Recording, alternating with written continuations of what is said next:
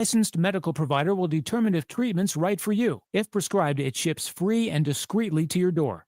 Find affordable treatment options at up to Ryan, 95% what's up? less than Crystal, brand names at LK, Arthur, what's going on? Welcome hims.com/radio. in, That's welcome in, welcome in. hims.com/radio. hims.com/radio. This is Miller's Edge on Tide 100.9.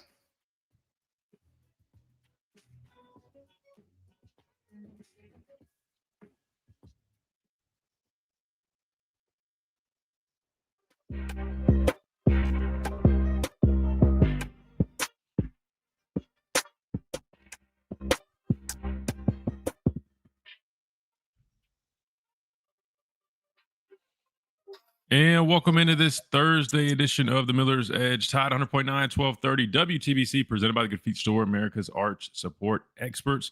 We just got done listening to Ty Simpson. He spoke to the media a couple of days ago, but we went ahead and rolled that out to kick things off. I'm trying to get some of these clips and conferences out the way. That way we can have plenty of time to talk. Because what happens is we start diving into a conversation. We get a lot of feedback, messages, calls, which is good. We want that.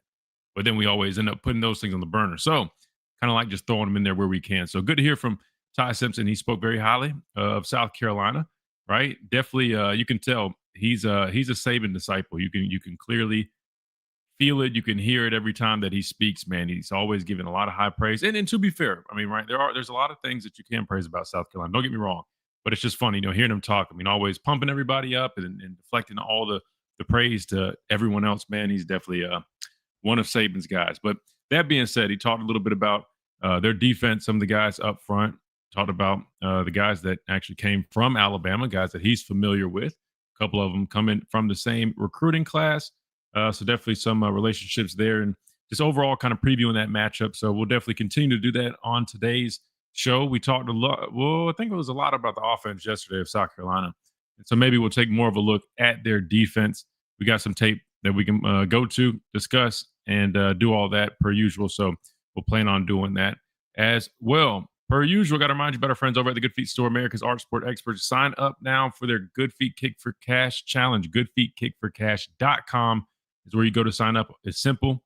All you need is your name and your email address, and you're good to go, right? If you get selected, you get a chance to attempt several field goals. And if you make all three of them, right, I think it starts at the 10, 20 to 30. If you make all three, you win a couple $1,000.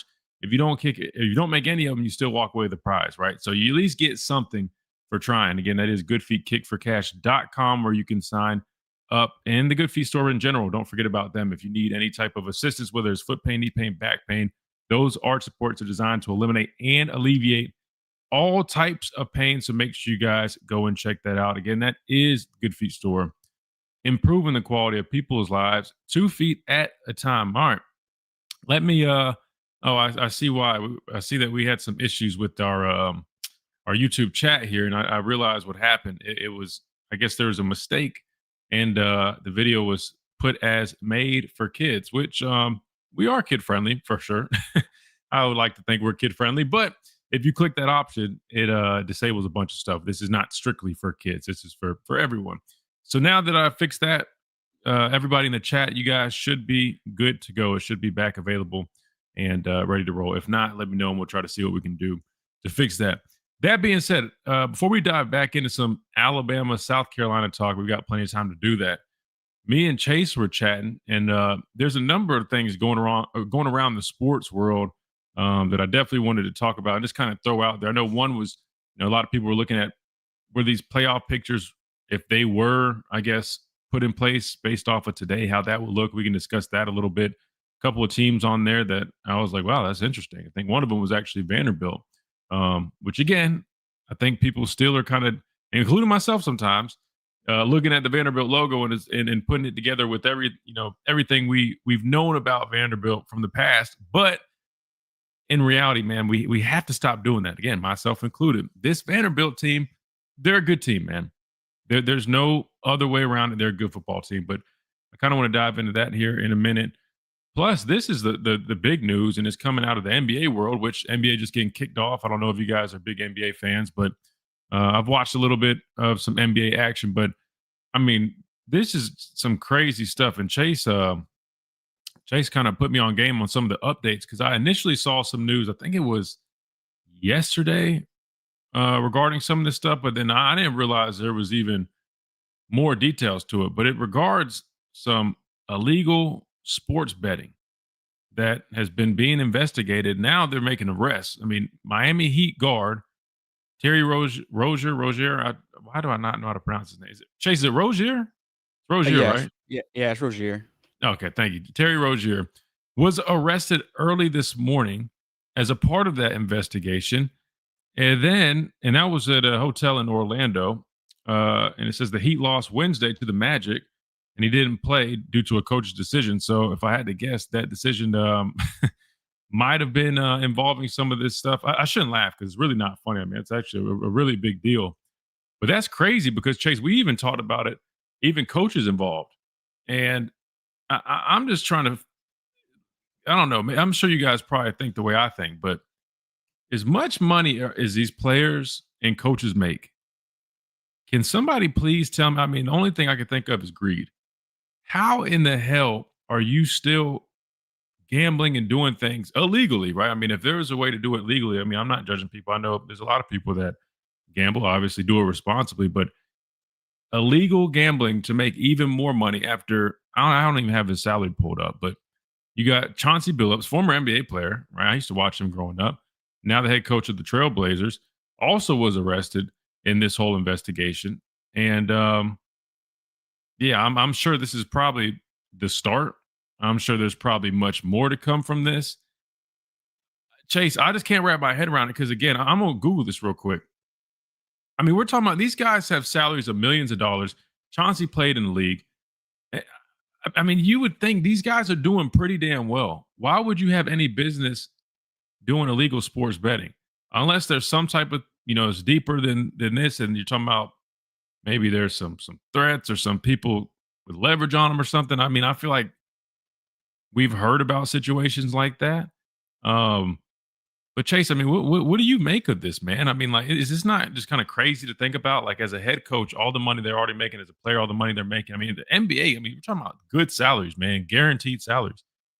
Does this make sense to you? Not at all, Christian. I'm shocked. Bombshell. I'll be honest with you. For a head coach that literally coached the Portland Trailblazers last night, had a press conference, normal as usual, to be arrested the next morning. That's how life is right now for the NBA. I'm not shocked, honestly, because when you surround NBA players, NBA coaches, assistants, all the way around with companies like FanDuel, DraftKings, Caesars every day, and they're promoting it like 25-8, I'm not shocked that people are tempted to look into it or even go deeper as to be involved. Let me get this correct. The La Casa Nostra, that is the Italian mafia with the head coach. So it's just this greed thing. You said it, they're also not putting these bets of like $100, $200. These are big size bets happening behind the scenes. And, like you said, they're making huge money, Christian, huge money. So it's just this high. And it kind of puts the NBA in a black eye in a sense, because now you're having to look back at last season's game for the Portland Trailblazers, where there's certain games that, would Coach Chauncey pull back some players to hit a certain bet, would there be for Terry Rozier, for example, he had a couple injuries down the road. Was he faking it? There's just it's a huge gray area that is now being opened up by the FBI director. And I think they had a press conference this morning. I'm gonna try to look it up real fast as you continue to show, but it's big, Christian. It's big. Yeah, I mean, I got this pulled up right here, and it says what to know. So FBI Director Kash Patel said the case targets a wide sweeping criminal enterprise involving NBA in La Cosa Nostra, which, I mean, I assume that's how it's pronounced, right? I know Spanish, not Italian. That was going to be the next language that I learned, because I am 20%. More than 30 individuals have been arrested across 11 states. Charges include wire fraud, money laundering, extortion, robbery, and illegal gambling. The Bonanno family, or Banana, I'm going to go Bonanno, Gambino, Genovese, Lucchesi crime families are named in the investigation. Patel said the fraud spanned years and included crypto-related schemes and cases being prosecuted by the Eastern District of New York.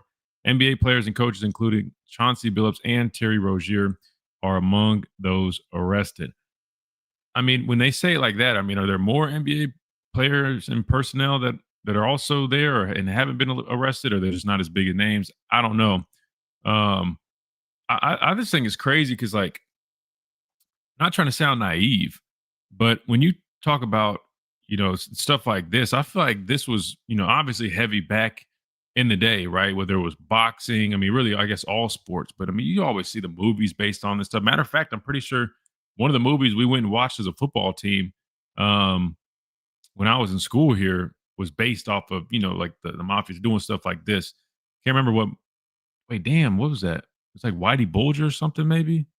I don't know. It was a damn good movie. I think we watched it here. Maybe I watched it somewhere else. I don't know. But in my head, I'm like, oh man, nowadays, like, people aren't doing that crap. I mean, obviously, you're gonna get caught. They're on to everything, whether it's technology or social media. I mean, like, you're always gonna get caught, man. Especially nowadays with all the sources that they have. I'm just trying to figure out. Still, just back to my main point. You were the head coach. Terry Rozier has been playing in the NBA for years. I mean, this dude has probably made, if I had to guess, I Google it, probably made over $40 million, right? I'm going to Google it right now. I'm sorry, but there's just the only thing I can think of is literally if someone literally was threatening or holding something over these guys. There's just no way you can be that greedy, man, to throw all that away. Not just to throw it away, but I mean, go into jail, prison. Like, what? It's just crazy, man. I don't know. I'm curious what y'all's thoughts is on that. Again, I know it's kind of a whole sidetrack, but to me, we had to bring this up. And it's kind of, like I said, it's interesting to me because my mom's Italian, Sicilian, in fact, and I guess I'm reading more. The La Cosa Nostra is Italian for our thing, and it's used to describe a powerful criminal organization rooted in the Sicilian mafia, which I'm Sicilian. That's where my family heritage is from. I have no ties to this crap, just so we're clear. I don't know. I've never heard of this. I don't know anything about this. Anyway, all right. That being said, let's do this. Let's take a time out. We come back. We'll dive into some more football talk. But I am curious if you guys have any comments on that, man. Let me know. Let me know what you guys thought about that, because I'm still in disbelief. Again, I like Chauncey Billups growing up. I watched him with, was it the Pistons? I know he's been coaching, but never thought he'd get involved in this. To be fair, I mean, they're not the only ones. I've seen some football players get into some issues in recent years. I can't remember who it was, like Clinton Portis, some other guys. I don't know. Yeah, I don't know. It's just crazy, man. Crazy stuff. We got to hit timeout. When we come back, we keep on rolling on this Thursday edition of the Miller's Edge. Tide 100.9, 1230 WTBC, presented by the Good Feet Store, America's arch support experts. Quick timeout. We'll be right back.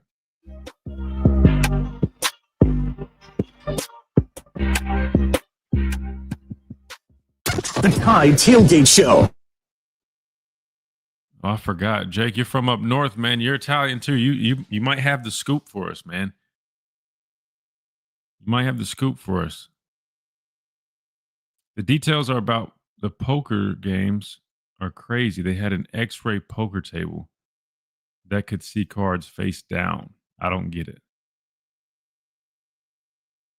Huh. Dang. So it's stemming from poker games? Man. Rozier's supposed to make $26 million a season. All right, come on, man. What are we doing, man? What are we doing?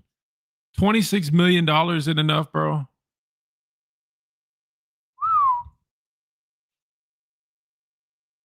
I agree to something else, man. I mean, I would feel bad if it ended up being something where he was tied up in something and it was, out of his hands, but wow. Iowa Hawkeye players were involved in online gambling. NCAA penalized the school. Yeah, but see, like that was, I think, just them, like, with the apps on their phone, something like that, which obviously you can't do that. But I mean, you're talking about, this is intertwined with like organized crime, brother. I mean, you're talking about RICO or whatever they're going to throw. I mean, these dudes really just threw their lives away. Man, you go literally like Chase said, bro. You just hooped in an NBA game, won the first of the season, and next morning, wow. I mean, that's crazy.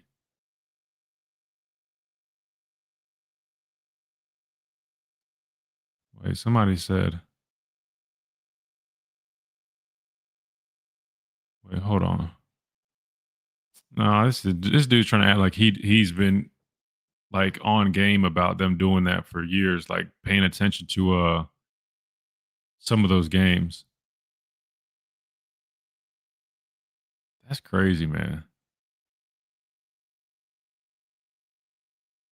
Well, you don't do the crime if you don't want to do the time. Guess the Rozier stuff and coach stuff are different but related. Rozier was gambling on himself, taking over, and unders on the points. Coaches with the poker games, all coming from that family. Well, see, that's what I'm saying. Like Jay said, that you don't want to owe them. That's what I almost wonder if, like, I mean, of course, we could probably come up with all type of hypotheticals, but maybe Miller's Edge on Tide 100. maybe you know they meet some people. They're just doing some regular gambling. Meet some people, not knowing who they're involved with, and then it kind of just, I don't know.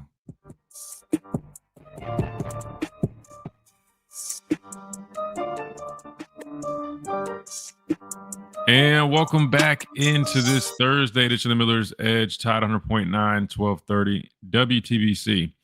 Our buddy Jake was in here giving us some more details kind of regarding the situation. Some of the poker games, allegedly there's like a table with x-ray on it. I mean, Rozier allegedly was gambling on himself.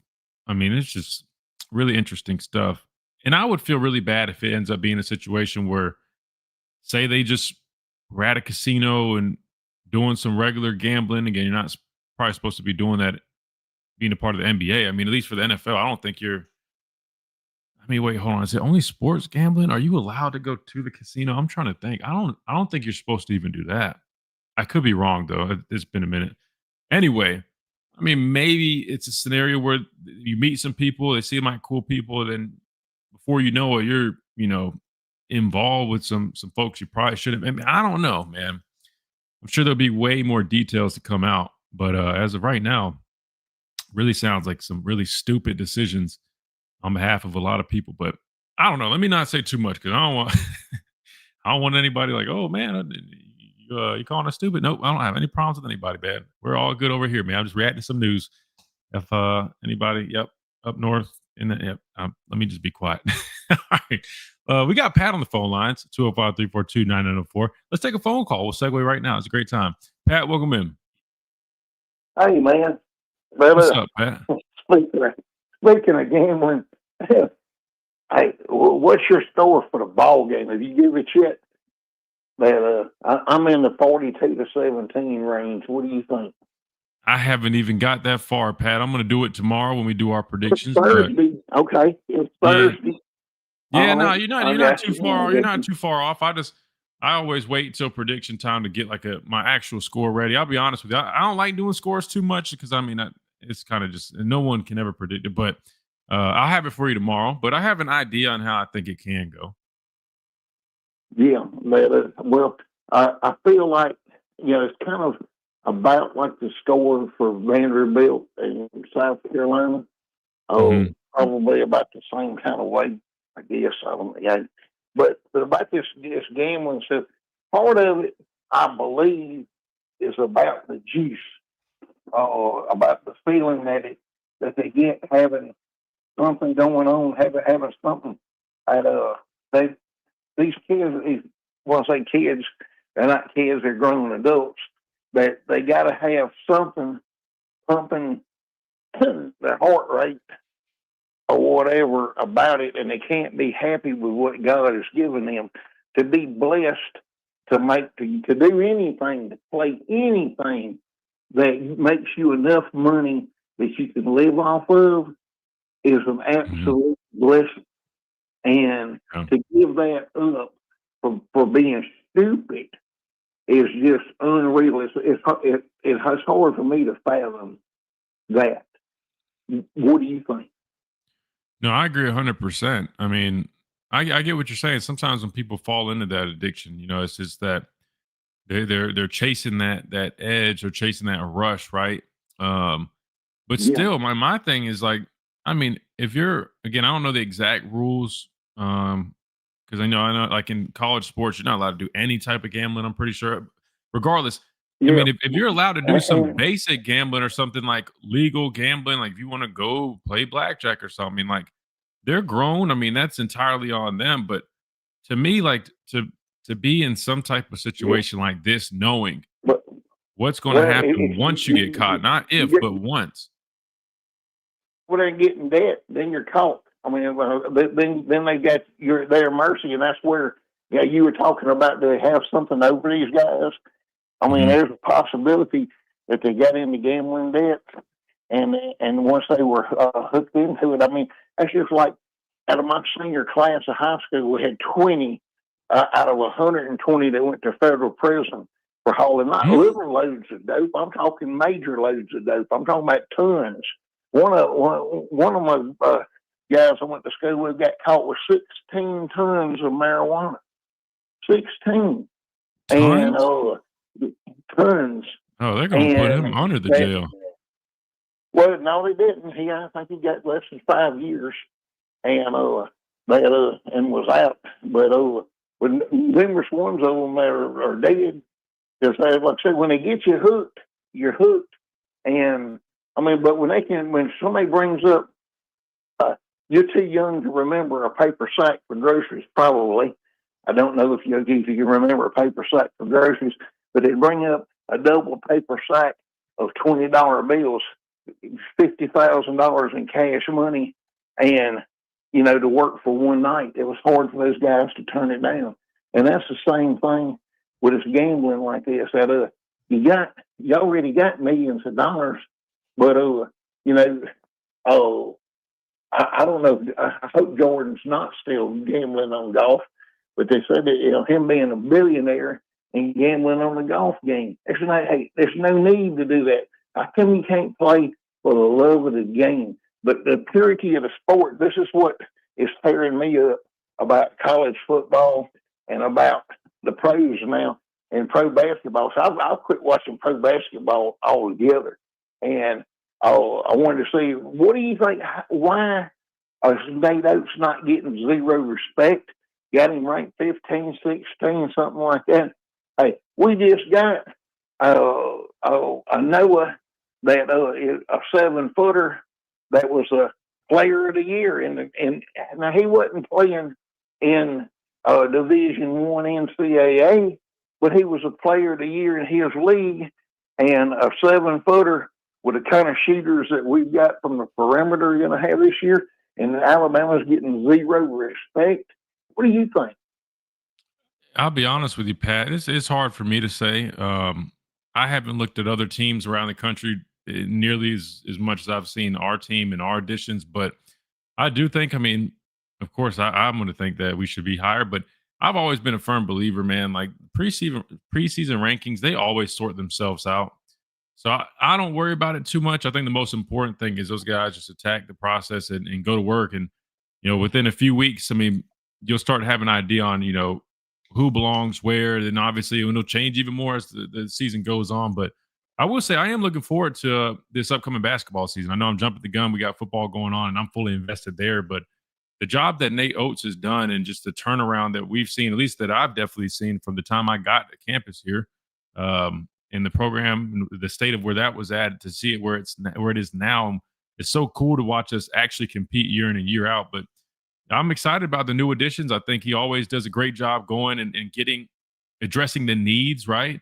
It seems like he definitely did that this offseason. And I would imagine we're going to have a pretty damn good team this upcoming year. So whether we're 15 now or whatever the case may be, I'm excited to see us, this upcoming season. Yeah. I've only got 3 tickets. I need to buy one more, and I got 3 good seats. But that people on our road, all people from Birmingham, they never come to midweek games. People that do not come to all the games shouldn't be allowed to buy prime seats. They really shouldn't, because it's all about having butts in the seat. I know they want to sell them, but darn, hey, they can sell those premium seats to other people. You know, well, they got to do. They got to do. The university's got to do something else. I mean, it's the same thing with football and stuff too. I mean, there's a lot. Sometimes they don't want to come to those either, but basketball especially, when they don't want to put their butts in the seat, they need to be something out there where all those seats can be sold. Especially the prime seats that are down a little closer to the court, because it's a bad look when the camera goes up on them. You know. Yeah, I mean, I don't know what they could do about it, because those people already paid for them. It's hard to say, but they could at least let people move down, though. That way, like you mentioned, that it's not just empty seats. But you're right. There is sometimes an issue with some of those midweek games, but I think they do allow people to move down at a certain point. I'm not 100% sure, but I don't know. I'm looking forward to it, though, for sure. Yes, sir. You have a blessed day, and I'm looking forward to be listening to you tomorrow. Hopefully, I'll get a chance to call you, but I know last week we'll have something better to say. Anyway, hey, you have a blessed one, sir. Yes, sir. Appreciate you, Pat. And I'll try to remember that score, 45-17, just in case we don't hear. I'll keep that in mind. All right. Let's hit a timeout. We come back. We'll talk some Alabama, Carolina football. And I got some clips pulled up. So if you guys always want to watch that, you already know. At the Miller's Edge on YouTube is where you can see that. Come hang out with us in the chat, all that good stuff right here on the Miller's Edge, presented by the Good Feet Store, America's Arch Sport Experts. Quick timeout. We'll be right back.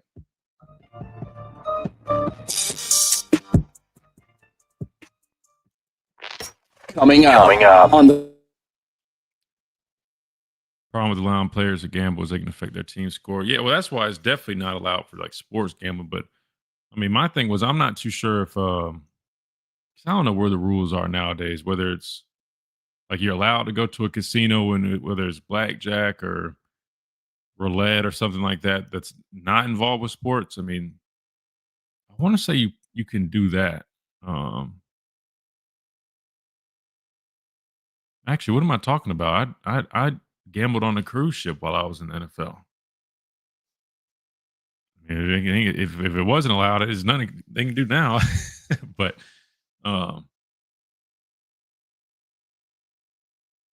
wait, dang, Pat said that. Pat said they need to get rid of the GM.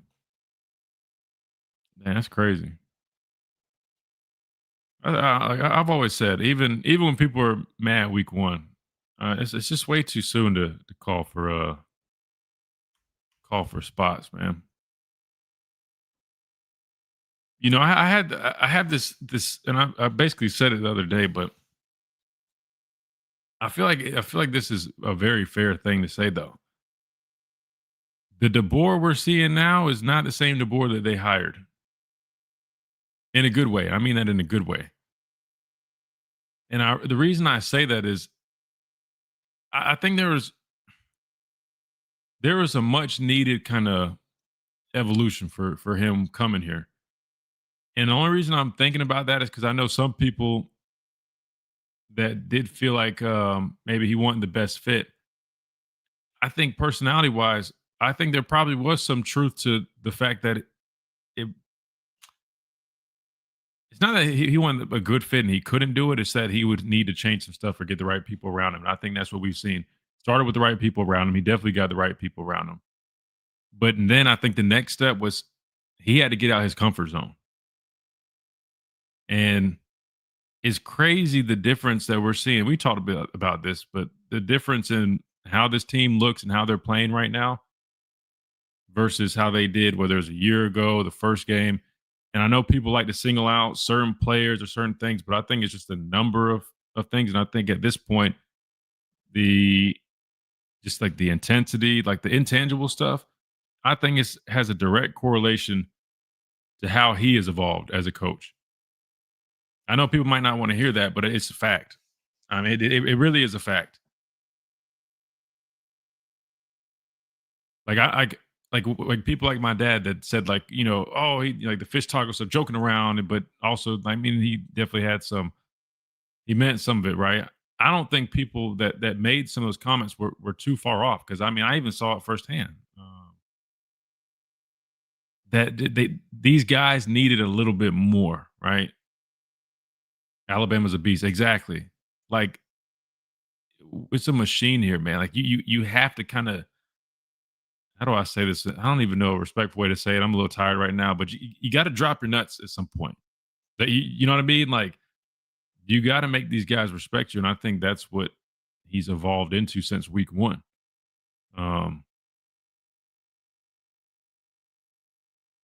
I know that was kind of random, but I've been thinking about that just because like just listening to him and just I mean even like the Tennessee stuff, I'm seeing them post all this stuff. He's smacking goalposts and stuff. You know what I mean? Like um, these guys needed that, man.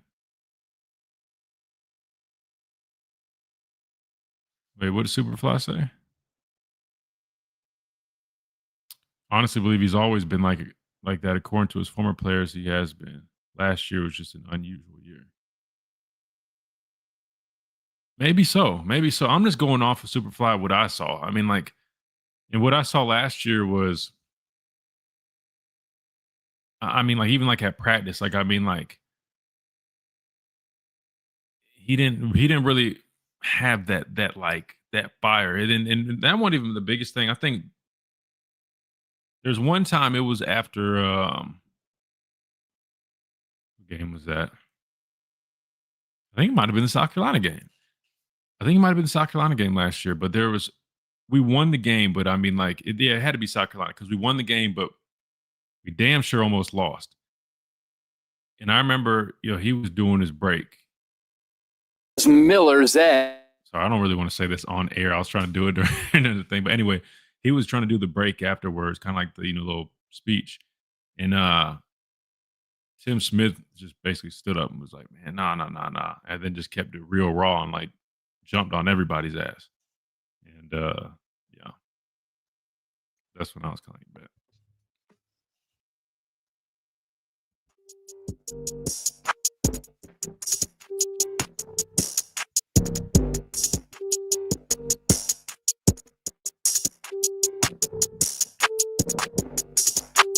And welcome back into this Thursday edition of the Miller's Edge, Tide 100.9, 1230.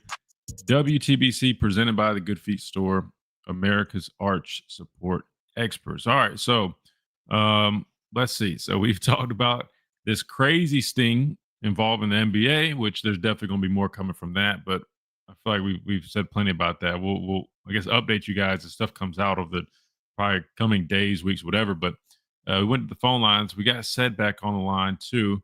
So I guess we can continue this. Hour number 2, we'll really start diving in. But I definitely want to talk a little bit more about South Carolina's defense. I feel like we know a whole bunch about their offense. We've talked about it plenty, but want to dive into a little bit more of their defense, which I've got some clips pulled up right here.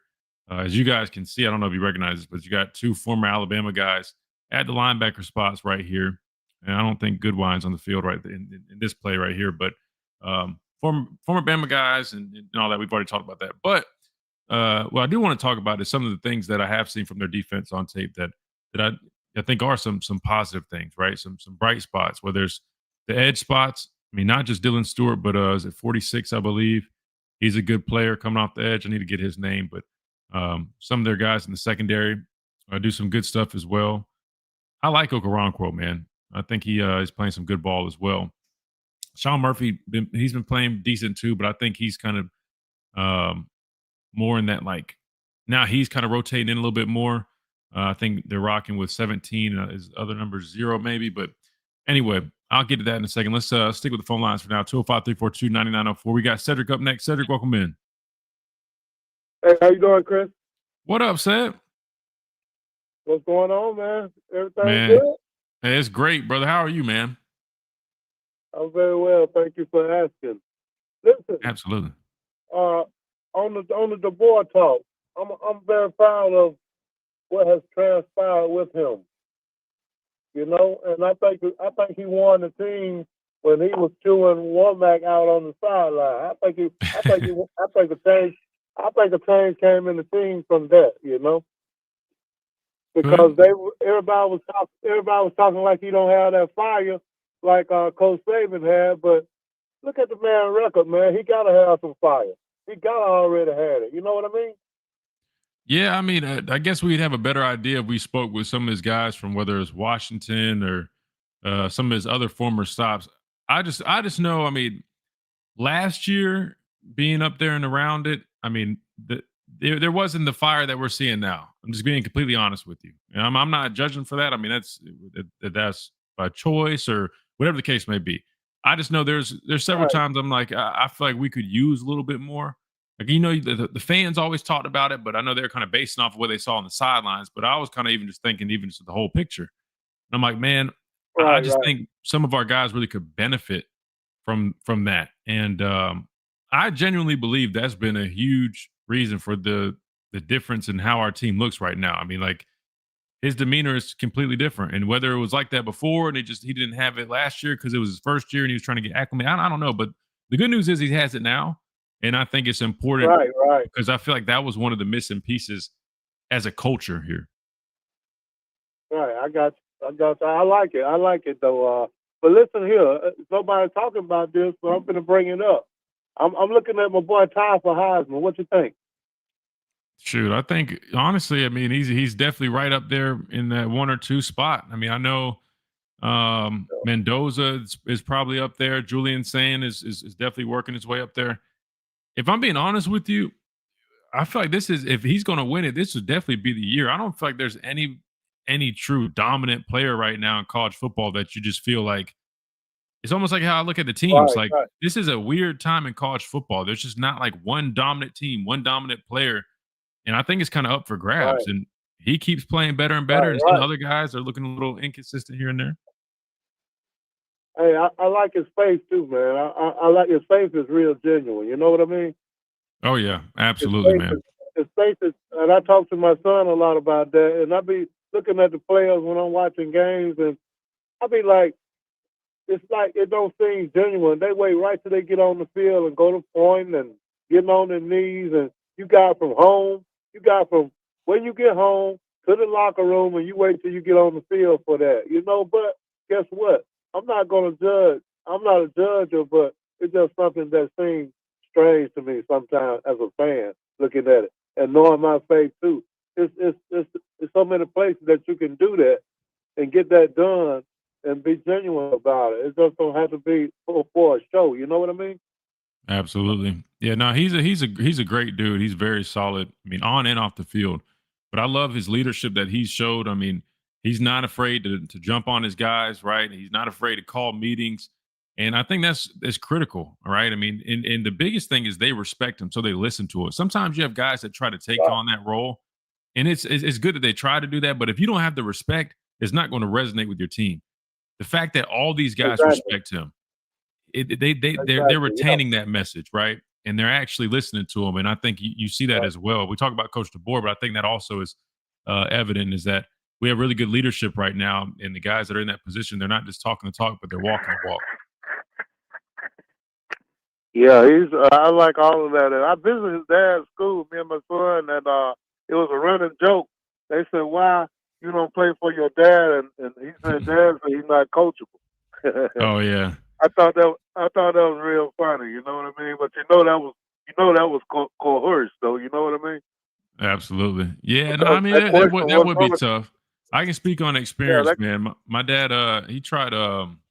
He was trying to help me train for like the draft and stuff, and he would say the same thing. He would call me not coachable, but it was because some of the stuff he was trying to teach me, man. I was like, listen, brother, you kind of you trying to put me on like 90s game. I'm like, man, the game's a little bit different. I'm like, I can't use these moves like the, you know what I mean, that you right, used to move. It's right, right. a Yeah, little I bit of a got different you. I got game, man.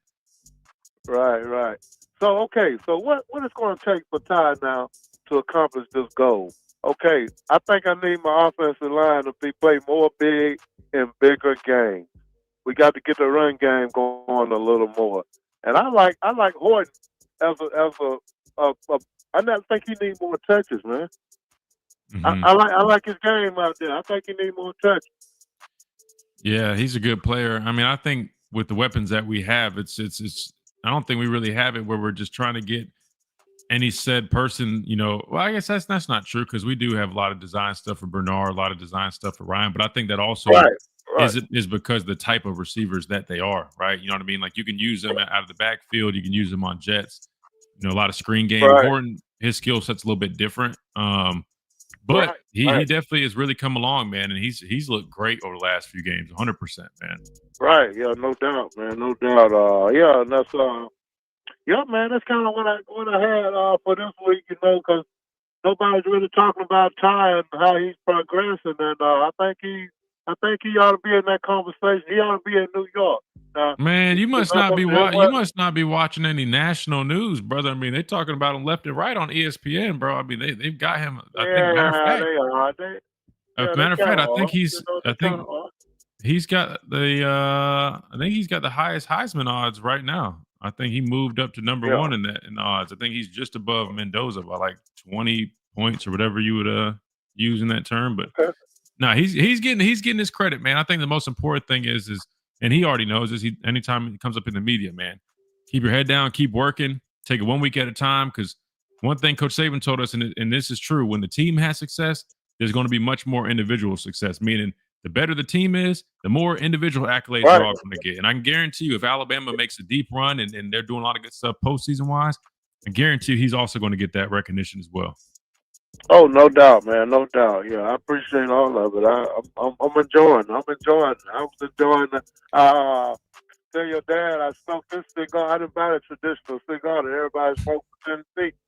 I brought his what it is, Rocky Patel. Rocky Patel. Oh yeah. Yeah, I smoked this cigar for the game, and yeah, it was pretty good smoke, There you go. Yeah, that's it. He's a big Rocky Patel guy, man. Can't go wrong with that. So I was at Reagan that morning, probably about 11:30 a.m. Saturday morning, and it was cranking like the mall around there. I'm telling you. Yeah, that was probably the hottest spot in Tuscaloosa. 10,000. Oh yeah, no, it was the hottest spot in Tuscaloosa last weekend for sure. Hey, Seb, we got to hit this top of the hour break, man. I appreciate you calling. Always great to hear from you, brother. Okay, man. I'll talk to you next time, man. Roll Tide. Yes, sir. Roll Tide.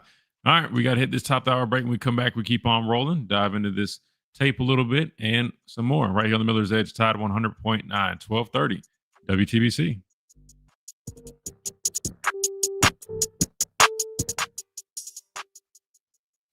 WTBC Tuscaloosa and W265CG Tuscaloosa.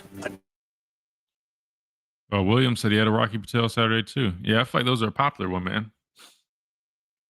For sure. Appreciate all the comments, man, and all the likes. Appreciate you guys for sure. We're flying through this show. Sorry if I sound a little tired, man. I'm definitely a little tired today. But we're rocking and rolling. All right, we'll dive into this this defensive talk a little bit. Let me just pull this up while we're on a break, but I just wanted to show some these long pre-snap everything, man, is going to kill. I'm trying to be safe with the tape. Tips and overthrows, man, always lead to big plays. This is an interception that they had, which I want to say, let me look at the numbers real quick. I want to say they might be tied with us in terms of turnovers. Let's see. I think they are. I want to say they have 12 turnovers on the year. Let me see if I can find it. Where would it be? Miscellaneous penalties. Where's turnovers at?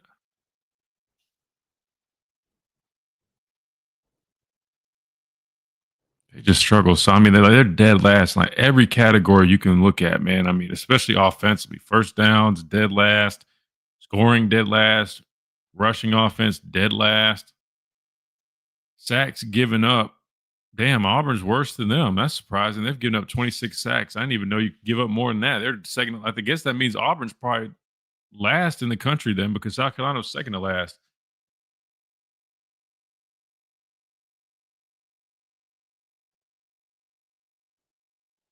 Yeah, they've got 12 takeaways on the year, 15 sacks, 36 tackles for loss.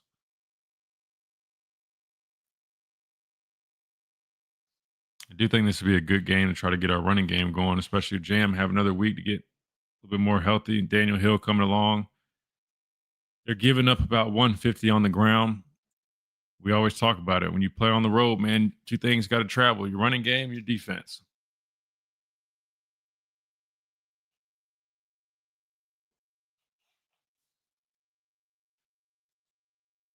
Brian Thomas, that's the other guy. I think that's it should be 46. Yeah. Yeah, he's a good player. He actually leads them in sacks with 4.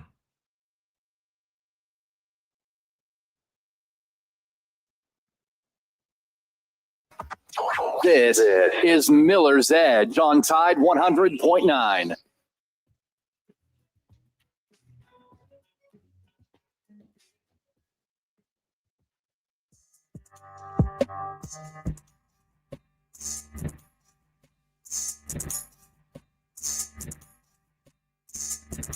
And welcome back into this Thursday edition of the Miller's Edge. Tide 100.9, 1230. WTBC presented by the Good Feet Store, America's Arch Support Experts. All right. So hour number 1 is definitely very interesting, man. Talked about the whole gambling stuff that was going on in the NBA, went to the phone lines. And now we're going to talk a little bit more about this matchup. This Saturday, again, Alabama traveling to Columbia, my hometown, born and raised there, about 20 minutes up the road, more or less. But if you guys are wondering about the atmosphere, I can tell you this, man. They do a hell of a job at Williams-Brice Stadium. The one thing you can't deny. I mean, I don't know how many it holds. I don't think they have a huge number of attendance that stadium holds, but it gets loud. It gets rowdy. They've got those white towels that they wave on the kickoff. They play Sandstorm. I mean, it's a great environment. If you guys haven't been to a game there, I definitely recommend it. Even if it's not this year, just at some point, check it out. It's real cool. I think last week, they had the fair going on, so the fair would have been like right across the street. The fairgrounds like right across from the stadium, so that would have been a cool thing. You could have gone to our state fair and to the football game, but nonetheless, it's going to be a good atmosphere. Definitely going to be a good challenge for our guys on the road, which I feel a lot better about now. Right? I mean, we've talked about in the past getting a little nervous when Alabama, travels on the road. Well, last couple times we've done it, and against good teams, it's been a whole different story. So I feel like we can kind of move on from that a little bit. I mean, I don't want to jump too far ahead. I guess it always could creep back in, but through 7 games, right? I mean, a lot of the things that you normally would have worried about with Alabama traveling hadn't really been an issue outside of the Florida State game. I mean, we've been very disciplined. I mean, the number of penalties, we haven't talked about that much, but we have not had too many penalties as a team. Don't want to jinx that, but that's been really impressive. And I think that's been a huge piece of why we've been playing such good football as well, especially on the road, man. We haven't been doing too much to put ourselves in bad positions. We've been playing pretty damn clean. That needs to continue, especially against a team like this, backs against the wall, right? Hostile environment. You already know what comes with that. And then you look at just how our offense has been able to manage things, right? I guess it goes hand in hand with, playing discipline and not having a whole bunch of false start penalties, things going south quick. I feel like we've been able to get off to good starts. We've been disciplined, and all that has been really smooth. So definitely got to have that continue in this game this Saturday. In terms of South Carolina's defense, man, I will say I know I didn't have a whole bunch of praise for their offense. They've got a couple, bright spots offensively. Really, just their quarterback, skill guy or two here and there. Outside of that, they've definitely been really bad, coming in about last in almost every category that you can offensively. But on the defensive side of the ball, again, I would probably say they're a average SEC unit, right? They've got good players. They lost a lot, but the guys that are filling in this year have slowly been making some strides. They lost a lot of guys. The linebacker room, I'm pretty sure they replaced all 3 guys. 2 of them being former Alabama players. Okoronkwo is a really good player. He's looked very solid for them. Sean Murphy, doing some decent stuff too. I like Sean, by the way, man. He was cool when he was here. I got to know him when I was doing a bunch of sideline reporting. He was always always picking my brain on the sidelines. And Fred Johnson is their other linebacker. Those guys do a pretty decent job. But up front, really, to me, is a couple guys in the back end, but really up front, I think, is the bright spot of the defense. Led by Dylan Stewart. We all know who he is. One of the top edge rushers in the country. I mean, this guy is extremely talented. Kind of off to I would say a decent start, not a very hot start. Right now, he's got 3.5 sacks on the year, but leads the team with 9 tackles for loss. Their other edge rusher, so pretty much is a tandem, right? Brian Thomas Jr., 46. He has 4 sacks, right? So he's the team leader. He's a good player. So they have a nice tandem of edge players, which typically, and it still will be a key for me in this game, right? How do we handle those guys? Can we protect them? That will be a question in this game. But given that we now have proof that, hey, we've gone against Tennessee and their edge guys. We've gone against Missouri and their edge guys. Missouri definitely had much more success than Tennessee. We held them sackless. Even then, it wasn't to the point where it completely altered the game, right? I mean, you knew those guys were going to make plays. I mean, the sack fumble probably was the biggest one. I know Damon Wilson did have a couple of sacks, put us behind the sticks, but we were able to dig ourselves out. Now, to be fair, if we weren't able to dig ourselves out, it could be a different story. Hence why I've said, it's so important that we're able to, get things shored up and cleaned up. That's not to say our offensive line hasn't played good. I thought we've been solid, right? Better at times than others. But it's so important that you're able to have that consistency. That's the most important thing, keeping your pocket clean, especially given that we rely on our passing game a whole bunch. Running game has been up and down, right? Our passing game is big for us. Knowing how cerebral Ty has been, attacking the middle of the field, right? It's a tough thing to do, especially in college, right? Hitting those hole shots. I mean, he's been great. Just got to keep him clean. And we've got another challenge for our offensive line. So that's something to watch in this game. I feel good about it. Number one, like I just mentioned, going against some of these other teams, good edge groups. But also, two, we're not afraid to have chippers in there. Just, help our guys out, right? We're not just going to leave them on islands and let them get exposed all game. So that definitely is a good thing, compared to some other years past, right? Their secondary unit, they've got some good players as well. They actually have 12 turnovers on the turnovers on the year as well. I want to say they're tied with us in that category. So they find ways to get the ball back for their offense, right? They're an aggressive unit. You'll see them play a good bit of man coverage. They mix it up at times, but they definitely like to bring pressure from different spots as well. So again, it's a very typical SEC caliber defense that you're expected to see. But they do have some good players in the back end. I'm not too sure. I think passing defense are probably middle of the pack in the SEC. I'm not going to look too much at the numbers. I'm going off of what I've seen. Good players, but nobody really in that secondary that I would say, man, I'm really worried about this matchup with our guys. I mean, I think that's more credit. Really, that's not saying South Carolina doesn't have good players. I think they are good players in that secondary. They do have a good group. I think it's more really about our receiver group and really our passing game.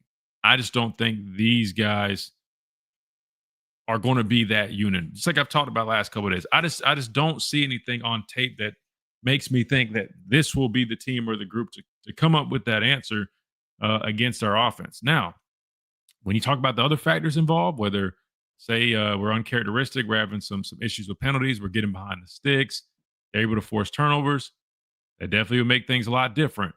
But they're sound up front. But again, it's just not, I mean, it's like good but not great in a lot of areas. I guess it's the best way to put it. The D-line, when you watch them on tape, they do some good, but they're also still giving up 150 yards on the ground. Some of that comes from poor tackling, from some of their second-level guys. Even, Dylan Stewart, great pass rusher, but there are times that I've also seen, and for the most part, he sets a good edge, but there are some times that he can be a little bit vulnerable against the run, right? So that's something to consider there as well. But I'm looking forward to this matchup, honestly, especially, our offense versus their defense. If I'm being honest with you, I mean, the other way around, I mean, I think outside of I really think the only thing they have going for them for their offense is Lenora Sellers. Like, I mean, the game plan probably is going to be give him, a lot of touches, put the ball in his hands, try to help, create things with his legs, his athletic ability.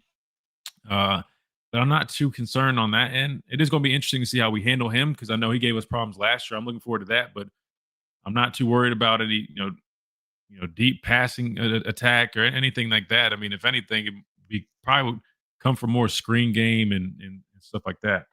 And then the running game is not there. The running game is really bad, at least like traditional running game. So that's why I focus on this defense, man. I think this will be an interesting matchup, right? Can our offense continue to have success? Personally, I feel confident in knowing that we've gone against the Georgias, the Missouris, and some of these other teams, Wisconsin even, that are good defenses, and no one's had that answer. So don't necessarily see South Carolina being that, but I guess we'll see. And we'll see right now because we're about to take a timeout. We come back. I'll go to the tape. We'll pull up some of these clips, take a look at some of the things that they like to do, some of their key players, and we'll talk about it, discuss it. All right here on the Miller's Edge, Tide 100.9, 1230 WTBC, presented by the Good Feet Store, America's Art Sport Experts. Quick timeout. We'll be right back.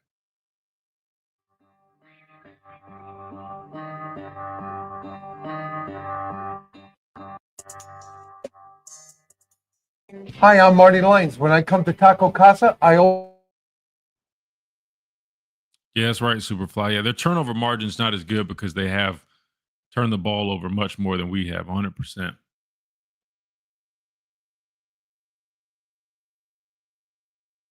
have a few guys come back from injury too. Yeah, especially on the offensive line. So they'll have some reinforcements there. We'll see how much of a difference it makes.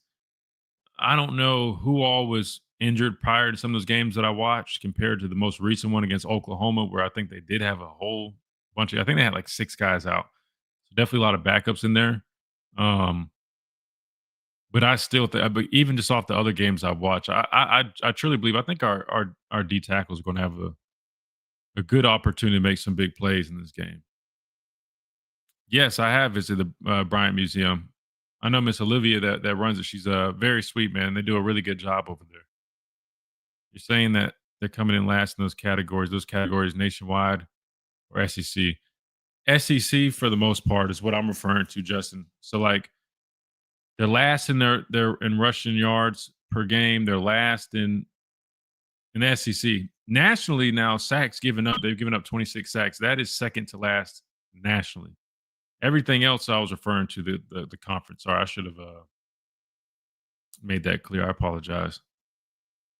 And again, I don't like over relying on stats. You guys know what I mean by that. But when I see stats and then I watch tape and it lines up, I mean it's pretty I feel like that's pretty firm of a stance, right?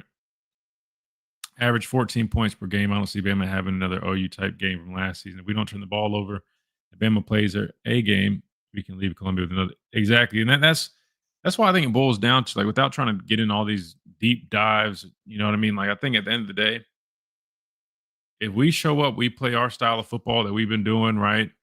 Don't do anything out of the ordinary, which means, playing real undisciplined. We haven't had that this season. Turning the ball over a bunch. We definitely haven't had that. I just don't personally don't see them having like some big chance at pulling off the upset. But I guess you just never know how people are going to show up on any given Saturday, man.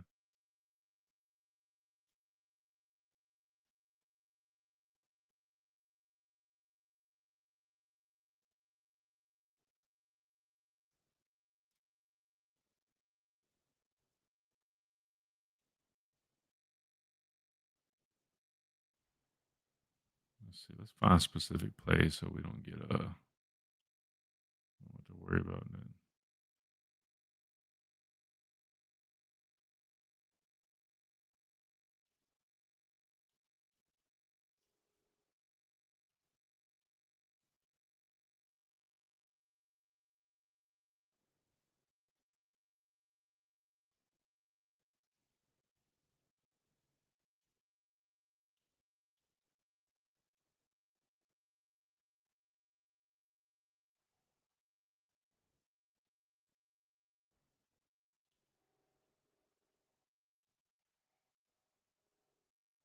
Kentucky's just bad, man.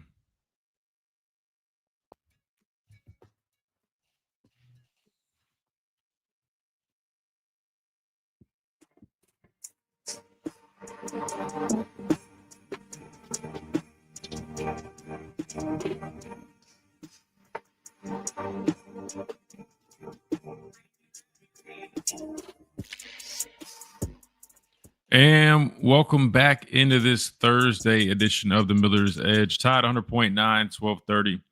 WTBC presented by the Good Feet Store, America's arch support expert. So after kind of just giving a general overlook on personnel that they have defensively, what do we need to do offensively, right? Let's start there with some keys. We already talked about that first one, but just to reiterate, man, how do we block their guys up front? Again, they got 2 edge guys, 3.5 sacks, 4 sacks apiece. One of them being one of the most talented edge guys in the country, man. You're talking about a dude that's 6'6", probably 240, 250-ish, and definitely has some juice flying off the edge, and he can wreak havoc, right? I mean, he can be a game changer.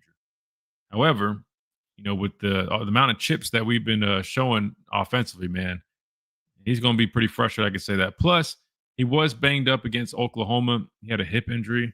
I don't know if it was like a hip pointer or a groin or whatever it was, but he is expected to play and be healthy in this game. How healthy? I mean, could that be, a little limiting to him? I'm not sure. I guess we'll find out. But that's going to be important in this game, how we handle those guys up front. No different than what we talked about with Tennessee, right, which we did a great job. No different than what we talked about Missouri. Did a decent job. But still, those guys are going to be important for South Carolina trying to get anything going. They know that we can throw the football as good as anybody. There's a reason, week in and week out, you're hearing SEC coaches literally compliment Ty Simpson and talk as if he's the best quarterback, or the hottest quarterback, I should say, in the country right now. And they know we're going to throw the football, right? And they like to play some man. I wouldn't be shocked if they switched up a little bit. I definitely think they're going to try to pressure us. If you go back and watch the Missouri game, Missouri definitely had success bringing pressure. And I think that's probably about all you can do with this offense. If not, man, if you give Ty all day to sit in that pocket, he's going to pick you apart. Whether you try to play man coverage, if you're not getting good pass rush, there's no way these secondary units out here are going to be capable of covering our receiver unit in man coverage for too long. And if you try to play zone, Ty's just going to find those soft spots. I mean, it's a fact. Whether they're trying to play cover 2, he's hitting the hole shots. He attacks the middle of the field. If they're in cover 3, we see him hit the seams, right? I mean, literally, the way Ty Simpson's playing right now, I mean, it's just got to be a headache for any defensive coordinator. Because even when you say, like, oh, you just got to get pressure on the quarterback, you got to give credit to our offensive line and guys like Cuevas and some of our backs, right? Stepping up in blitz pickup. We've done a nice job keeping the pocket clean, even while facing pressure, whether it was Georgia. Even Kirby Smart talked about that after the game, man. Like, they were trying to get pressure on the quarterback. Sometimes they'd have some free guys, but the fact that, Ty was able to still step up, feel pressure, and find a way to, deliver those passes, right? That was, detrimental to that Georgia defense. Now, they were able to clean things up in the second half a little bit, had a little bit more answers for Ty, but really outside of a couple of halves, man, there hasn't really been anybody just yet to really find an answer for Ty Simpson in this Alabama offense. Even with the inconsistencies in the running game, man, there's just so many ways that we attack a defense, whether it's working the perimeter, whether it's putting Bernard in the backfield, getting him some carries, right? Working them on jet sweeps. I mean, you name it. I mean, we're due to make plays. And not only just make plays, but to move the football and keep our drives going, right? We've been great on third down, if I'm not mistaken. Definitely been good at long drives. I mean, I'm not too sure on our third down number, but I would say it's been pretty decent as well. So, kind of looking at that South Carolina defense again. Up front is definitely where they're going to have to lean on, try to get some pass rush on Ty, try to bring pressure, make him uncomfortable, try to force maybe some bad throws, which he hadn't had too many of, and try to at least force some turnovers, right? That's going to be key. If they can find a way to force some turnovers, that's going to give them some life. If they can't, there's no way their offense can keep up with ours. That's just a fact. Let's do this. We got the passer pan that just jumped on here. We're talking about South Carolina's defense, man. Any thoughts that you have on this unit that you think are important? Any keys you think that are going to be important for them? I've already hit on the pass rush. Dylan Stewart, Brian Thomas, those guys, good tandem coming off the edge. What do you think about the linebacker unit, the secondary, any of those guys that really stand out to you? Yeah, I mean, listen, I said this the other day. South Carolina is in a position where they got a lot of youth.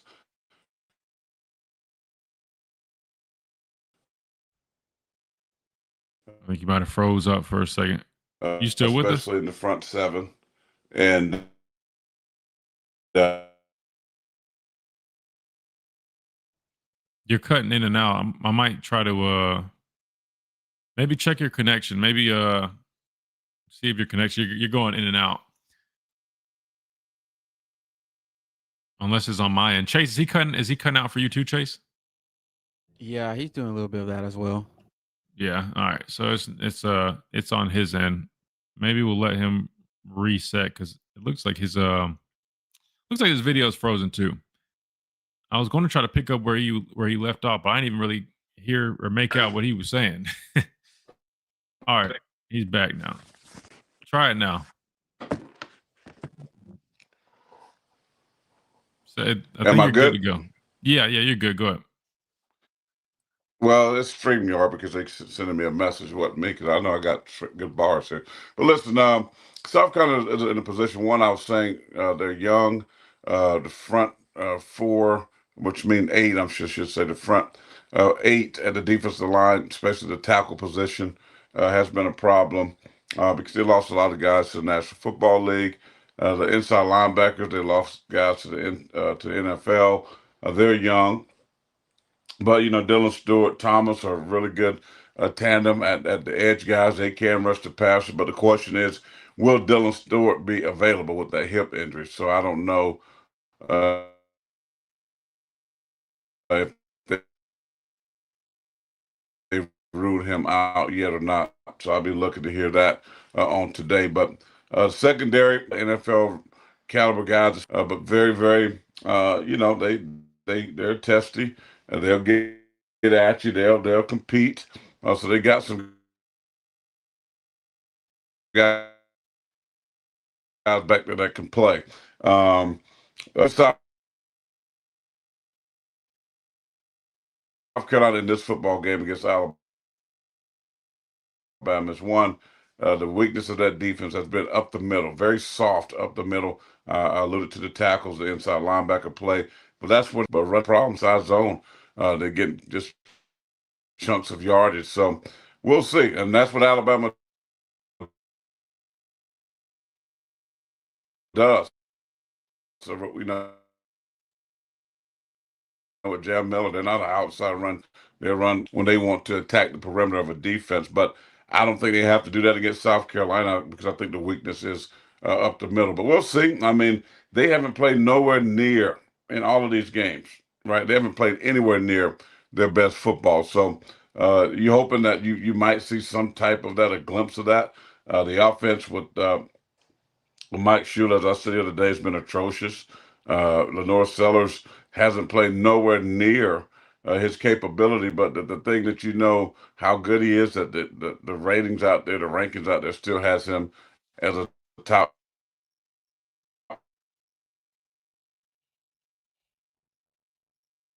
10 pick. So that should tell you something what his skill set is, but he hasn't been utilized. I mean, again, I can see this being a trap game. I can see Yeah, it's still going up. this been the past or 12 game and they run into a buzzsaw. So that's what I'm telling you. It's like you have to be careful anywhere in the SEC. There's no easy game. So if you go in with the expectation that I can just show up, that I can just roll my helmet on the football field, then you're gonna be in for a surprise. So Alabama's gonna have to play a really good football game to win this game. The crowd's gonna be in it, sold out crowd. Alabama's coming to town. That's what Alabama do. People want to come and watch. They still have that that what do you call it? That That moxie, factor, if you mystique. will. Yeah, with the people will come to the game and people still remember that 2010 game here at South Carolina, the Stephen Garcia game. Matter of fact, they having a reunion of the 2010 game here in Columbia. I think the celebrity starters of the game when they do the game cocked, that's going to be players from the 2010 football team. So, that beat Alabama. So that don't mean a hill of beans, but I'm just saying that they remember it. So we'll see. I mean, again, I don't have crazy expectations. I hope South Carolina can find a way to win this game. I hope they can find a way to turn Ty Simpson over, intercept him, uh, create short football field, but you just don't know. Yeah, that's true. Let's do this. Let's hit a timeout because we're on schedule for that. It seems like whether it's connection or whatever, I don't know what's going on with the stream, but we'll get it all cleared up. We'll keep talking about this game, breaking it down right on the Miller's Edge, Tied 100.9, 1230.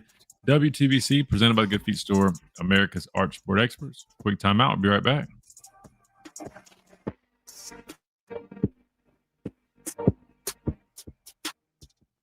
Your flagship home of Alabama sports.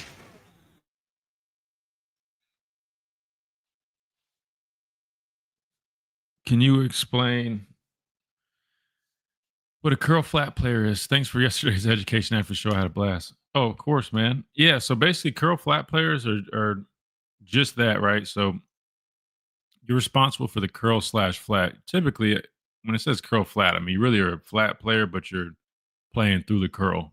Or if there's no flat threat, you kind of hang a little bit more in the curl and then break late if anybody threatens your flat. But so basically, the flats are, if you can see my mouse, like, you know what I mean? Like, I think you know what the flats are, but if you don't, the bottom areas, right? The curl, normally it's like 2 yards outside that we'll see the balls on this hash. So it would be a little bit different here, but just envision basically the curls are like in this window, right? Where you typically see curl routes being ran, or right, if it's by the number one receiver, they run a curl, right? Basically just think curl slash flat, right?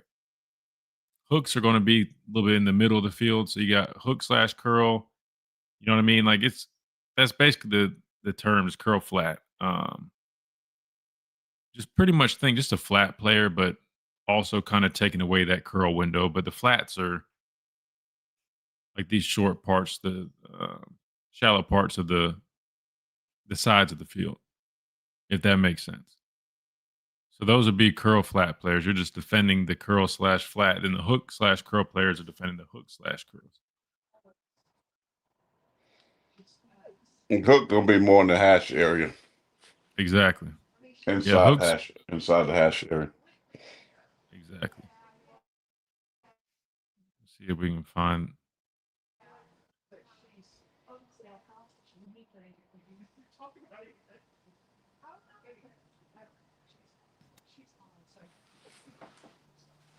See what they're doing here in Mexico.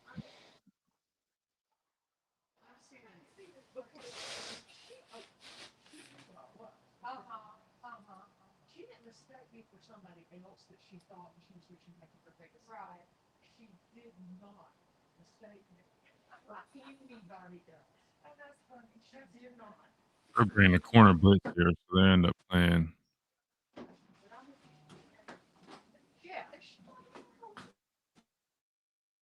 like they're a man. I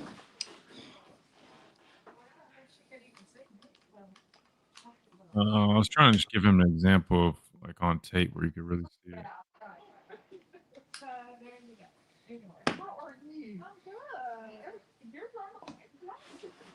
We always dropped curl flat with depth. A lot of guys would just run flat, curl flat. So, like, especially when you just the basic route they run where the back goes in the flat, receiver runs a in route.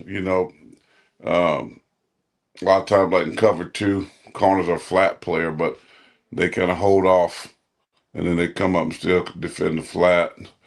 Or if in cover four, we had curl flat. So we had to drop with depth, even though we were a flat player, just in case they try to run a curl behind it. Exactly.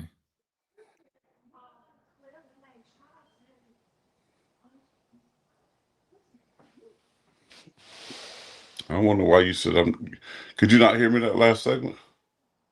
It's just going in and out, like the connection. I said, but the connection seemed good here. I don't know why. Yeah, I don't know.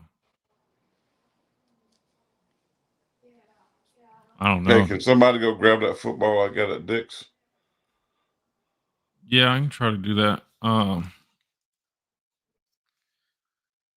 Y'all play a lot of man I coverage already though. I was trying to find paid some. for. No, we play man. I was trying to find some more zone stuff to kind of show that, but y'all play a lot of man coverage.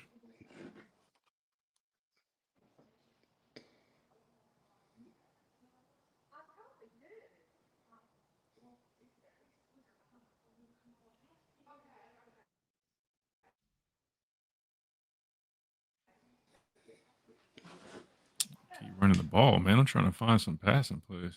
All right, here we go. What are you trying to find? I'm just looking at some coverage stuff. I just was yesterday after the show. I stayed on here and was breaking down some coverage stuff.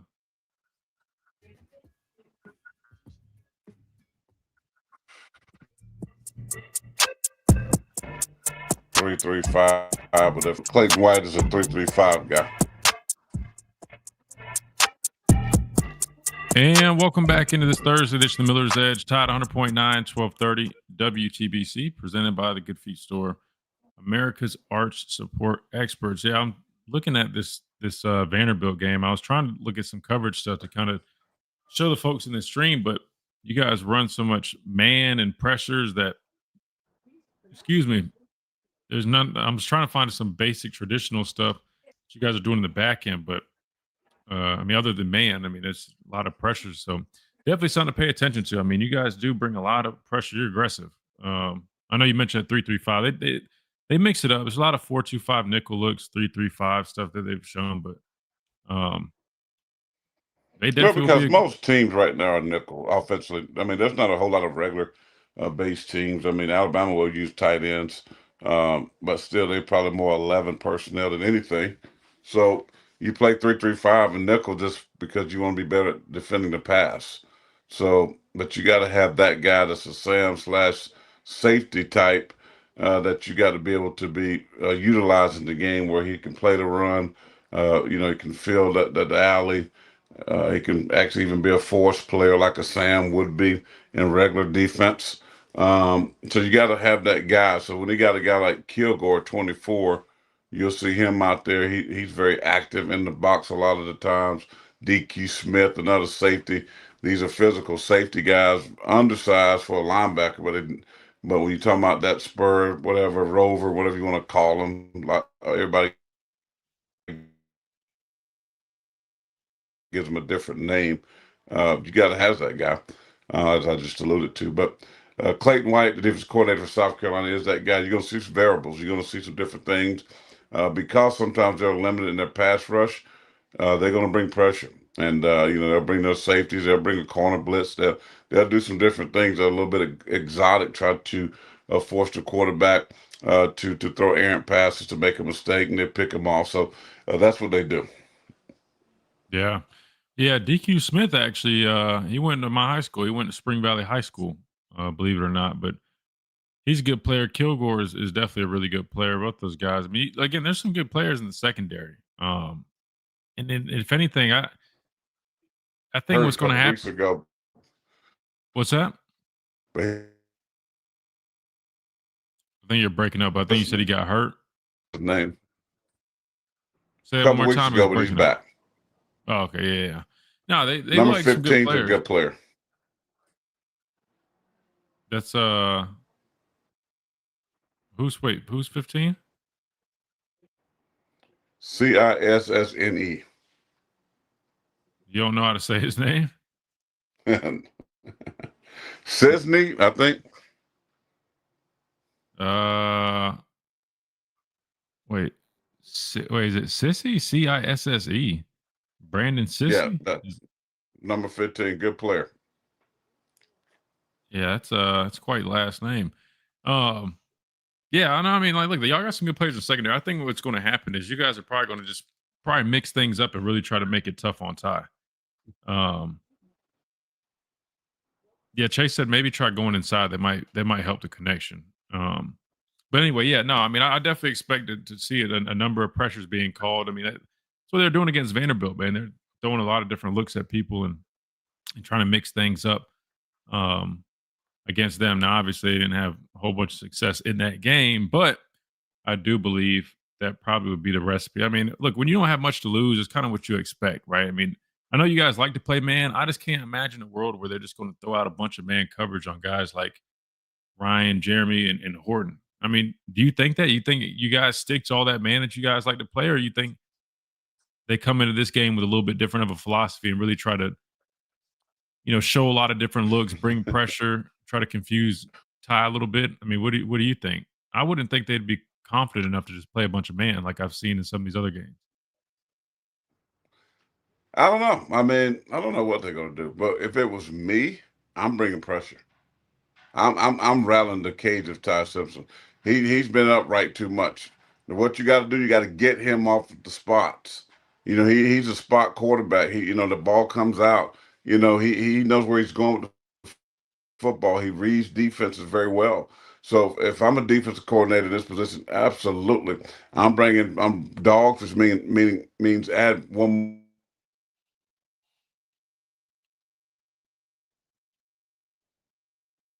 more person into the rush. 5 have strip sacks. I'm gonna try to get them to put the ball on the ground. Listen, South Carolina has nothing to lose. So if I'm the head coach and Shane Beamer telling my coordinators, we are going to be extremely aggressive on both sides of the football. We're going to take chances. We're going to take chances in special teams. So that's what we got to do. We're not going to line up and beat Alabama mano a mano, man on man. We don't have the ability to do that with this team this year. So what you have to do, coaches got to help. Coaches got to get creative. Offensive coordinators got to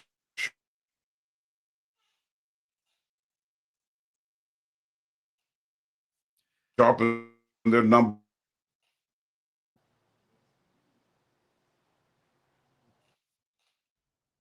Yeah, it's still going still cutting up pretty bad. Chase, let's do this. Well, here, I'll just take him off the stage for 2 seconds just because it's going in and out. I wanted to get his 3 keys. Like if he had to give 3 keys for this game, and I already named 1 or 2, but I'll get him to do that when he comes back. I agree. I know he says his signal's perfect strength, but it clearly isn't because it's still going in and out. That being said, let's do this, Chase. Let's go ahead and hit this timeout. We come back. We'll wrap things up. We'll get those keys. And I need to see if we have any app messages. I don't have the thing pulled up on my end, but if you see them on yours, let me know, Chase. That way we can hit those as well. You listen to the Miller's Edge, Tide 100.9, 1230 WTBC. I see, pretty sure he has his daily cigar right there. So if you guys haven't already, make sure you guys check out R&R Cigars, rnrcigars.com. Use that code Miller's Edge. We'll get you 20% off your orders. Plus, if you're in the area, make sure you stop on by the mansion. R&R Cigars right there, 2703 Gary Fitz Street. They'll get you right. They've got the best humidor in the Southeast, over 160 bourbons right there to try. Drink responsibly as well. I almost said drink crazy because I just saw a comment pop in that said crazy, and I was like, that would have been bad. Drink responsibly. All right, we got to hit a timeout when we come back. We wrap things up on this Thursday edition of the Miller's Edge, Tide 100.9, 1230 WTBC.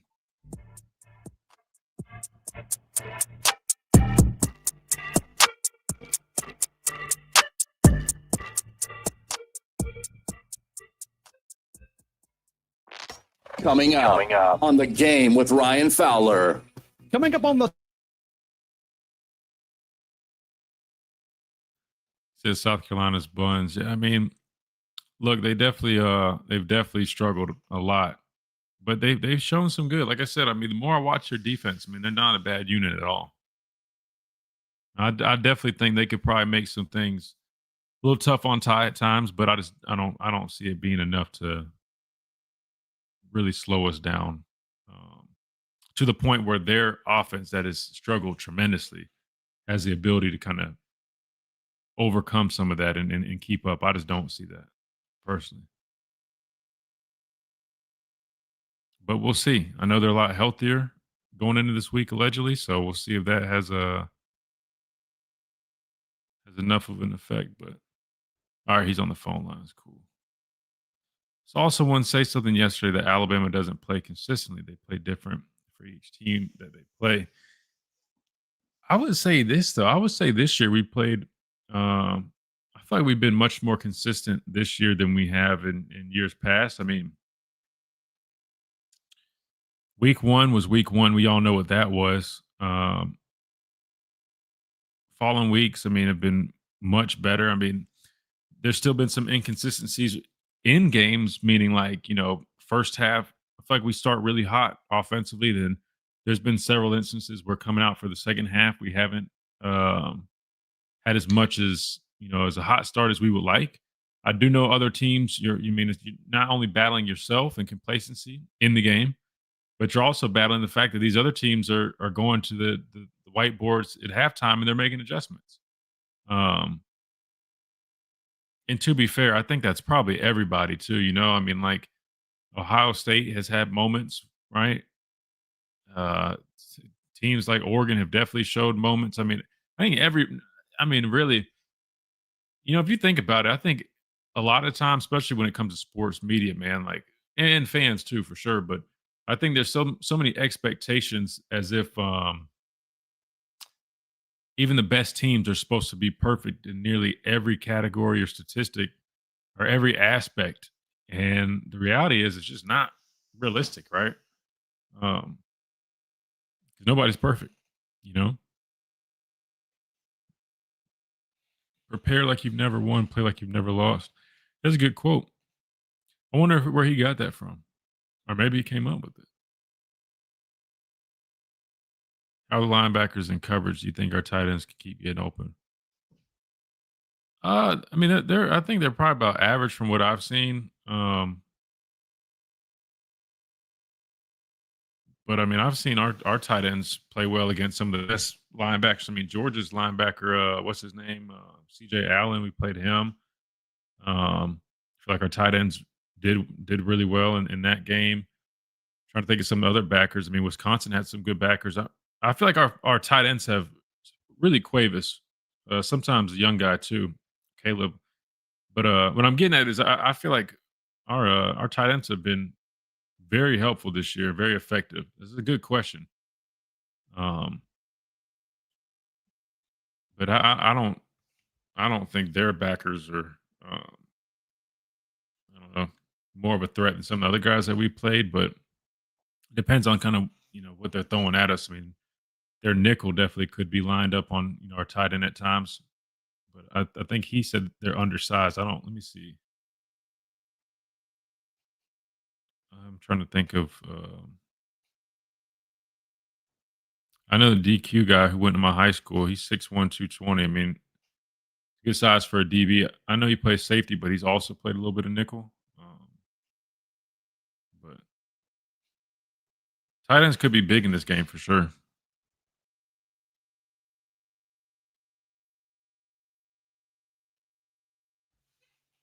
Chase, do we have any app messages? Did you see any?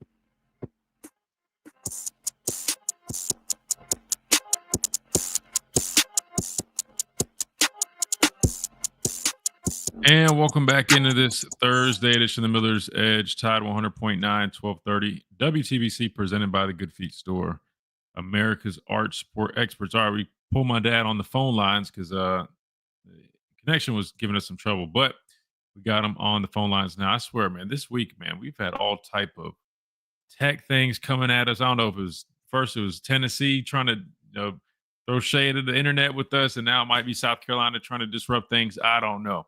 But we keep on rolling. What was that?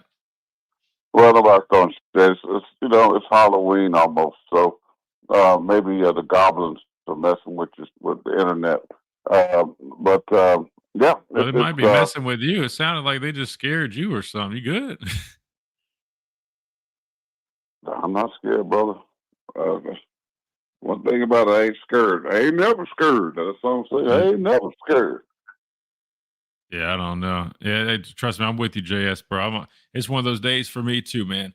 Julene says via Facebook, she says, "Tell your dad to show up strong if he's going to waste the time. Roll Tide, beat the Gamecocks." Wait, No, I'm gonna be there. I'm there. I'm on the sidelines. You will see me on video on the TV. So look for me.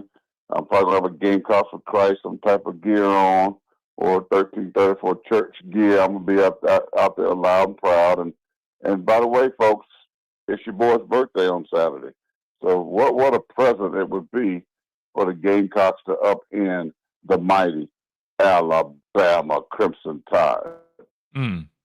Well, tell me real quick. I know you hit on a couple of things, but I just want like an ordered list. Give me 3 keys that Carolina has to do. Like 3 things that have to happen for you guys to get that birthday present of a win. Offensively, I think we have to be able to run the football. I think controlling the clock with the running game, the North Sellers, we got to be able to move the chains, first downs, keep the defense rested, keep Ty Simpson and his high-powered offense of Alabama off the football field. That's number 1. Number 2, defensively, we can't give up big plays. You can't give up chunk plays. You can't let Ryan Williams make one of these acrobat catches or Jeremy Bernard, on an end and around reverse and miss tackles and they get into the end zone and you find yourself, 14 down. South Carolina's not built to come back from behind. So they can't give up big plays. I think they're going to have to minimize those, make them really go down the football field, make them make first downs. Don't give up big plays. And number 3, I think they must win the turnover battle. If they win the turnover battle, they find a way to get pick 6 or shorten the football field for this offense. Turn Ty Simpson's Alabama offense over and back, and they're deep in their side of the field. They got to do those things. If they can do that, they will have a chance to win the game. They're not going to, be a team that go up there and score 40 points. That just haven't been who they are this season. But so the defense got to help them. You got to create turnovers. You got to create short fields. And that can be done playing defense, Christian, or that can be done in the special teams department, which Shane Beamer normally draws things up. They fake a punt. When it's 4th down, they fake a punt at their 48-yard line, and then they're down at the 30. So they keep drives moving. And so this is going to be that type of game. As I said, they have nothing to lose. Both coordinators got to be very sharp, got to draw up plays, they're going to have to take chances in this type of football game. And you hope that when you do, that they benefit well for you. So they won't be scared. They will compete. They have competed all year long, no matter who they played, whether on the road or at home. They play hard. They do compete. So that's one good thing. It's not the Florida State game that we talked about in week 1 for the Crimson Tide. These guys play hard, and they will compete. So they're going to be excited. They know that this is their season, really. They need to get an upset win. If they're going to maybe have a chance to get 6 or 7 wins, they have to upset Alabama. Because if they lose, things are going to look very, very slim for this football team the remaining of the year. Yeah, I mean, if we're being honest here, I mean, they might as well just be prepared to look ahead at some of the other games they have because they're going to take it on an Alabama team that's been red hot, running through a gauntlet, right? 4 straight ranked wins. Now they get us on the end of this part of it, right? Because we will have a bye week, then go through another little bit smaller of a gauntlet, just a little bit smaller, one less game maybe, but. That being said, maybe I don't know. Maybe they catch Alabama a little fatigued, both physically and mentally, right? I mean, the roller coaster of the get back. First of all, beating Georgia on the road, and then the get back game versus Vanderbilt, get back versus Tennessee, going on the road and facing a tough Missouri team. So I don't know. I mean, hopefully we're not too, I guess wound down or. All I'm gonna say, I've been listening when I haven't been on. I mean, there's a lot of chapstick flowing right now. I mean, y'all have put in extra orders of chapstick, and rightfully so. Y'all have a right to lubricate all the chapstick that's going around right now. But what you got to be careful of, I'm just trying to tell you, this is a dangerous game. I know about Georgia. I know about Tennessee, Vandy, all the big wins that they have had. Very impressive for Alabama. But I understand one thing. Coming here to Columbia, South Carolina, as what I said with Florida State. Florida State was not a great team, but they were highly motivated and wanted to win this football game more than Alabama was. This is going to be the case on Saturday. I'm just trying to tell you. So if they're not able to handle the pressure, if they come in there with lackadaisical and not looking at it like, you know what, forget who the jersey says they are. We just got to go out and play and be Alabama. If they come with any other mindset other than that, they have an opportunity to get upset. And South Carolina can, guys. I'm going to say it again. They can upset them. They got enough pieces. They got enough players to get things done. Again, I don't think that they will, okay? For those that's going to hear what they want to hear. Well, hear this. I don't think they will. I hope they will and find a way to win this football game. But I'm telling you right now, they're going to be ready. They're looking to pull an upset. They know they have to win. It's a must-win for these Gamecocks here in Columbia. If they want to change their season around, get to 500, beating Alabama, now a top-5 team, could just leapfrog them into doing some good things on the road. That's all I'm saying. I don't expect it, but it is possible. It is possible. We'll definitely have to see. Yeah, no. I mean, listen, I'll be the first one to admit I have been chapsticking this week, but that's because of what I've seen on tape, man. And it's hard for. But I will also agree with you. Anything is possible, 1,000%. That's why I always have made it clear. Although I'm chapsticking, although I feel like we should not lose this game, I've already pointed out when we did the conversation about the trap game. I pointed out what could happen that would make something like an upset come to fruition, right? And I think if we played uncharacteristic, we turned the football over, right? We Ty doesn't play great, you know what I mean? It's just like turn the ball over, and then the other big piece on the other side is if we just don't have any answer for Lenora Sellers and he's just running all over the place and he looks like Superman out there, I think that's really one of the few ways you actually see this being an upset. Outside of that, man, it just hasn't been. Yeah, almost did it last year. That was he last almost year. did it last year in your backyard. That was last year, man. I'm just saying, 16 for South Carolina is due for a breakout. Will this be the game? This game could put him back in the position where he needs to be. That's all I'm saying. I'm just all I'm saying. Well, he better take that offensive line. He better take that offensive line unit to. Don't sleep on him, dog. Don't sleep on him. I'm gonna be down there in their ear. I'm gonna be down there in their ear.